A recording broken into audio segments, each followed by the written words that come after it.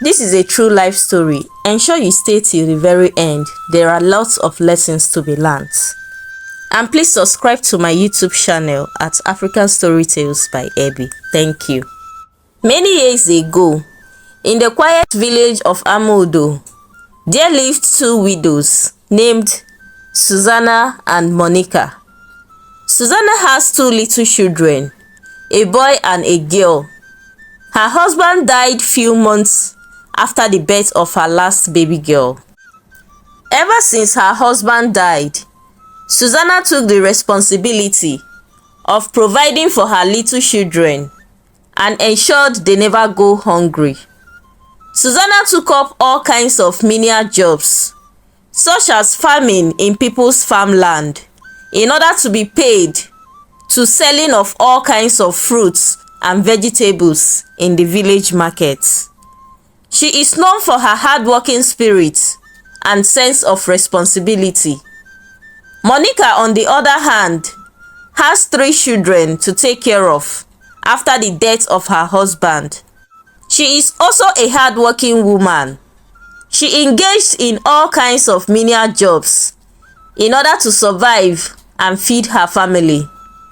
Monica and Susaana are known to be best of friends around the village. They are always seen doing things in common. For instance, on several occasions, Susaana goes to the farm alongside with Monica whenever she gets a contract for farm work, and both of them shares the money they realize at the end of the day. One fateful day, while coming back from the village stream known as Uzommiri in the early hours of the morning, with a bucket of water balanced on their heads, Susaana said to her friend Monica, "Monica, there's something I've been thinking lately. This farm work we are doing, is seasonal, and most of the time, money doesn't come from it as much as we expect. Since we have been able to save little money from these menial jobs, let us look for a business to start up, no matter how small it is." Susaana responded, "That's a good idea. Oh. Do you have a particular business in mind?" "I was actually considering plantain business. We buy from the local villagers and resell at the village market square." "That's a good idea. Why haven't I thought of all this all along?" Monica said, jamming her hands with Susaana in excitement as they walked back home through the bush paths. Few days later, Monica and Susaana successfully started their plantain business as discussed. They would buy in large quantity and sell in beads to the villagers at the market square.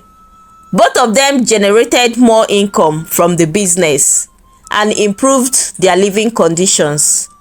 However, Monica and Susaana goes to the market together, but more often, Susaana sells her plantain faster than Monica. This brought about envy, jealousy, and hatred. One evening, Monica came back from the market with few unsold plantain set aside in the tray. She sat in front of her house with her legs crossed, thinking, said to herself, "Why is it that I and Susaana will go to the market together and she will finish selling before me? Is there something I'm not doing right? Why do people prefer to buy from her instead of me? And I will always return with unsold plantain all the time. I have to do something. Oh, this cannot continue to happen all the time." This question remained unanswered as Monica pondered within her. Driven by envy, hatred, and jealousy, Monica devised an evil plan. She went to Susaana's house early hours of the morning, while the whole villagers are still asleep, knocked on her door. Susaana opened with a sleepy eye. "Monica, what are you doing here by this time of the morning?" she asked, surprised. "Let us go and fetch water from Uzommiri, the village stream," Monica replied. But it's still early. This is not the usual time we go to the stream, Susanna said. Monica insisted, and Susanna reluctantly grabbed her bucket and followed her to the stream. Meanwhile, Susanna's children are still asleep and are unaware of their mother's whereabouts. On their way to the village stream, following the bush paths, Monica engaged Susanna with a discussion as they walked to the stream. On arrival at Uzommiri, Monica carefully observed her environment to ensure no one was watching. Susanna, who noticed her tensed mood, asked, "Is there a problem? What are you scared of? Are you not the one who asked us to come out by this time to fetch water? All of a sudden you are scared."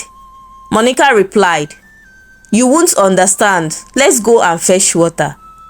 As soon as Susanna bent down to fetch water from the stream, Monica seized the opportunity to carry out her evil plan. She grabbed Susanna by the neck and pushed her into the river, holding still. Susanna struggled for her life, but Monica overpowered her until she stopped moving and drowned her in the river. Immediately she accomplished her mission. She picked up her empty bucket and ran as fast as her leg can carry her, in order not to be seen by anyone. On arriving at her home, her kids are still asleep. She quickly changed into new clothes and pretended to be asleep. As the day broke, a palm wine tapper who went to check on his palm wine close to the river bank sighted a floating body on the river. He immediately let out a shout, "Amudo, Biano! Amudo, Biano! Amude, Biano!" As he screamed out in fear, the villagers gathered to the site and saw the shock of their lives. "Alueme," they said, "this is an abomination. This has never happened in our community before. What must have caused this woman to drown?" The villagers muttered among themselves. The sad news of the incident got to the king's palace. He immediately sent few people to the scene of the incident and ordered her body to be removed and buried by the riverside, according to the customs and traditions of the land. After the necessary sacrifices have been carried out to appease the goddess of the river, everyone thought Susanna drowned while fetching water. Monica, on the other hand, heard of the incident, immediately ran to the riverside and cried her eyes out as the villagers around consoled her. After the burial of Susanna, something happened at the river. The river all of a sudden turned pure red, and this brought huge concern to the king and the entire villagers.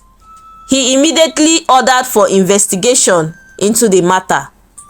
The delegated chiefs, who the king appointed to investigate the matter, went to the chief priest of the community to do some consultations and know what really happened and why the river turned red. The chief priest said to them, "The woman in question did not drown. She was killed in the river. But the person who carried out this evil act in no distant time will be singled out, and the water will return back to its normal color once the victim is vindicated." Having said this, the delegated chiefs returned to the palace and informed the king about what the chief priest said. Few days later, the spirit of Susanna started tormenting Monica. She kept screaming in the middle of the night, disturbing the entire neighbors, shouting, "I will confess, oh, I will confess.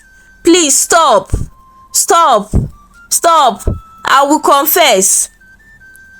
The next morning, she carried a tray pan filled with plantain to to go and sell at the village market. On arrival, suddenly she started acting funny, shouting, "I already told you I will confess. Stop tormenting me. I will confess," she screamed and drew the attention of other market women and passerby. Monica kept acting funny, removing her clothes before the villagers interfered and took her to the king's palace. "Woman, speak now," the king thundered. "I will confess. I'm responsible for the death of Susaana. I drowned her at Uzommiri," she said, kneeling down, crying and begging for forgiveness. The villagers were shocked about what Monica did. She further said, "I'm sorry. It's the devil's handwork. I did it out of envy and jealousy. We usually go to the market together, but Susaana will always finish selling her plantain while I carry some of my own home every day. I killed her to take over her customers. Shey! Alomelo, this is an abomination," the king said. "Woman, what you have done is unheard of and cannot be condoned in our community. I hereby, as the king of Amudo community, pronounce my judgment upon you. You shall be banished from the village, never to return. We cannot harbor people like you in our community." Immediately after the king's pronouncement upon Monica, the women of the community and the village youth accompanied Monica out of the king's palace, removed her clothes, leaving her with just her inner wears, adorned her with palm leaves, symbolizing someone who committed an atrocity, chanting a song of hate and being dragged all around the community of Amudo in order to create an awareness that this person is no longer a member of the community.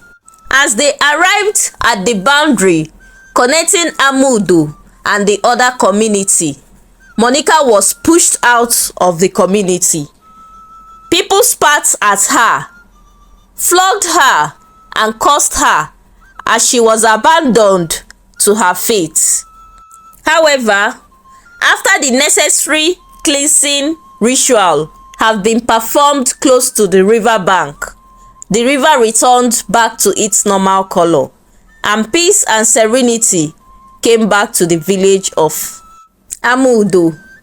The king of Amudo, being a kind-hearted and a generous king, ensured that the children of Susaana were well taken care of, and the children of Monica had to travel to live with their auntie in the neighboring village, avoiding the ill fate their mother has brought upon them. Few months later, the news of Monica's demise got to the people of Amudo after she suffered a brief strange illness. She gave up and died with no help or no one to bury her remains.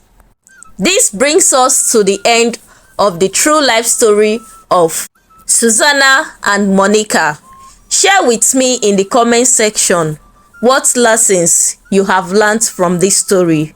For me, whatever we do in this life, we should always remember that the universe will always take its due course at its own time.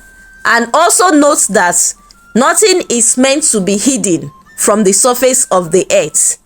So let's be guided in order not to allow greed, envy, hatred, and jealousy ruin beautiful relationships. Thank you for staying with me till the very end of this story. I remain your favorite storyteller. Please remember to subscribe to my channel at African Storytales by Abby. Don't forget to like and share and comment. Share with family and friends and your loved ones, and stay tuned for more interesting and mind-blowing stories coming your way. Bye.